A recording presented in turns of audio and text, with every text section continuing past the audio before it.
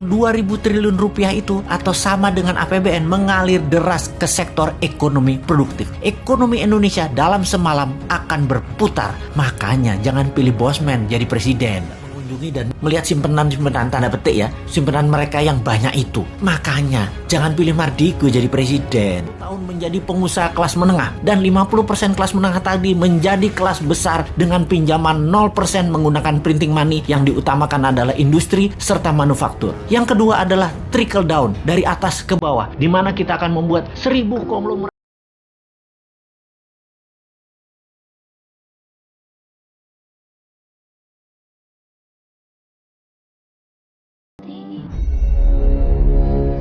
Kalau Bosman Mardiko jadi presiden, maka dalam 100 hari kerja pertamanya apa yang akan dilakukan? Dalam ilmu MMT, Modern Monetary Theory, maka ada yang namanya TINA, There is no alternative. Apa arti TINA sederhananya? Pemerintah akan membuat peraturan sehingga orang tidak punya pilihan kecuali mengikuti apa yang pemerintah arahkan. Misalnya, ada 5.500 triliun uang nasabah di bank di Indonesia. Katakan 50%-nya adalah uang yang didepositokan oleh nasabahnya. Uang itu memperoleh bunga deposito sekitar 5% setahun. Jadi, kalau ada seseorang punya uang 100 miliar rupiah pada depositonya, maka dia akan memperoleh bunga sekitar 5 miliar setahun. Lumayan, duduk-duduk nggak ngapa-ngapain menikmati hidup. Kalau punya 1 triliun bahkan dapat 50 miliar per tahunnya, bunganya didapat olehnya. Maka dalam MMT buat peraturan yang namanya TINA, yaitu tidak ada pilihan lain seperti bunga deposito sekarang 0%. Kalau bunga deposito 0%, maka deposan kepalanya pecah semuanya. Yang tadinya duduk-duduk enak dapat 5 miliar setahun, tahu-tahu dapatnya 0, maka uang tersebut bakal ditariknya keluar. Maka pilihannya, kalau dia kirim ke luar negeri tanpa underlying transaction atau tidak ada transaksi, hanya pindahin uang, dia akan kena pasal flight capital, penjara 5 tahun. Keluar uang dari Indonesia harus ada masuknya atau transaksinya, misalnya beli alat produksi atau apapun yang bermanfaat. Kalau mau deposito di luar negeri, tukar mata uang asing, flight capital, penjara 5 tahun. Apa yang terjadi kalau TINA diterbitkan regulasinya? Sementara dari 5.500 triliun, setengahnya adalah deposito yang tidak berbunga. Maka uang tersebut mendadak bisa keluar dari bank dan masuk ke sektor real. Jadi pabrik, jadi hotel, jadi kafe,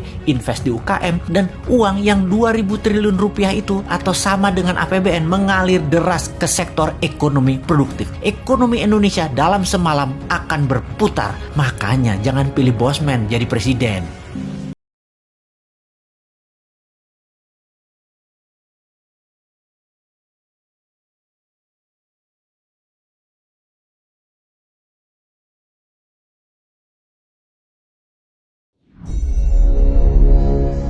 Saat ini, strategi berekonominya adalah membatasi gerak peredaran uang. Tidak heran, karena itu memang strateginya old mind. Fakta saat ini uang beredar hanya 48% dari GDP nasional. Kemudian pertumbuhan pinjaman perbankan hampir tidak tumbuh. Padahal salah satu indikasi untuk tumbuh ekonomi sebuah negara adalah pertumbuhan pinjaman perbankan di sektor industri di atas 10% per tahunnya dibanding tahun yang lalu. Strategi TINA adalah membanjiri pasar dengan uang segar baru, yaitu uang di bank deposito nasabah digelontorkan keluar ke sektor real. Itu strategi pertama yang sudah kita jelaskan. Ada strategi berikutnya untuk membanjiri uang ke Indonesia, yaitu dalam 100 hari pertama New Mind menjabat presiden adalah memanggil para naga-naga yang telah lama berbisnis di Indonesia. Minimum 9 naga hadir di istana. Di istana dipasang kamera dari seluruh media elektronik termasuk live YouTube dan media sosial lainnya. Ketika mereka hadir dalam meja pertemuan, maka siaran langsung dimulai. Presiden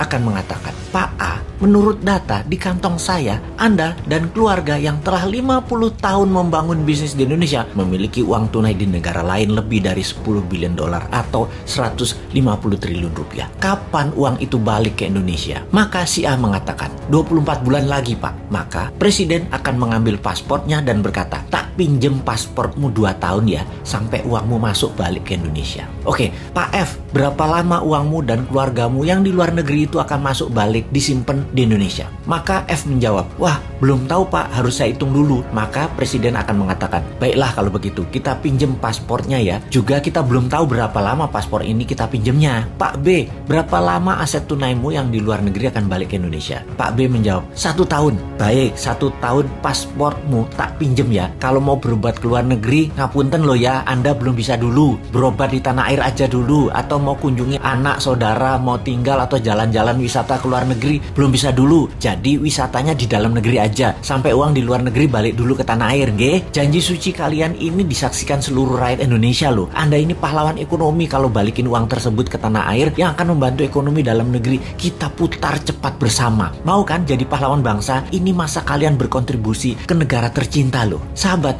dari 11.000 triliun yang ada di kantong, pasti dengan strategi ini minimum separuhnya balik masuk ke Indonesia dalam setahun ke depan. Sulit mereka para naga nggak keluar negeri karena berobat itu di masa tuanya. Mereka juga berpenyakit kok, nyaman dengan dokter luar negeri. Juga sulit mereka tidak mengunjungi dan melihat simpenan-simpenan tanda petik ya, simpenan mereka yang banyak itu. Makanya jangan pilih Mardigu jadi presiden.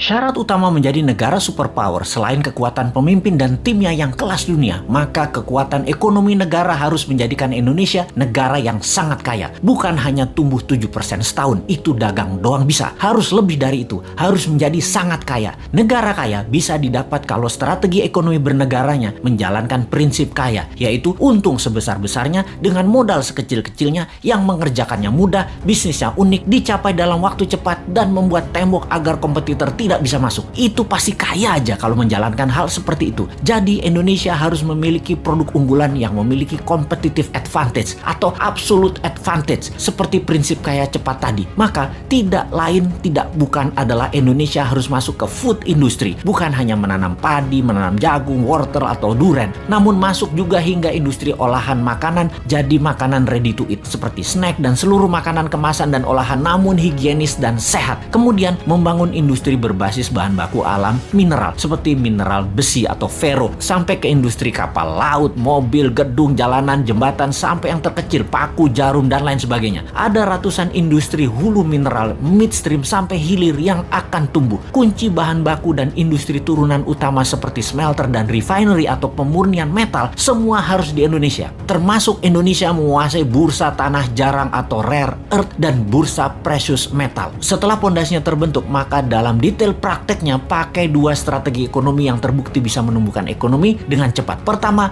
bottom up, dari bawah ke atas, di mana kita akan membuat UKM scale up dari 20 juta pengusaha kelas kecil saat ini, 50%-nya dalam waktu 10 tahun menjadi pengusaha kelas menengah, dan 50% kelas menengah tadi menjadi kelas besar dengan pinjaman 0% menggunakan printing money. Yang diutamakan adalah industri serta manufaktur. Yang kedua adalah trickle down, dari atas ke bawah, di mana kita akan membuat 1000 konglomerat baru. Program ini bernama Bossman Boys. Setiap provinsi akan diseleksi mereka yang nasionalis, sudah memiliki pengalaman bisnis minimum 10 tahun, sudah memiliki organisasi dan tim manajemen yang tangguh. Mereka rata-rata akan diberikan standby loan 5 triliun rupiah tanpa bunga yang harus dikembalikan dalam 7 tahun utuh. Seleksinya nasional berdasarkan prestasi, meritokrasi sistem. Yang terpenting karakternya adalah NKRI garis lurus, visioner, agresif, dan terukur. Oligarki mules nih kalau program ini dijalankan. Makanya jangan pilih Mardigu jadi presiden.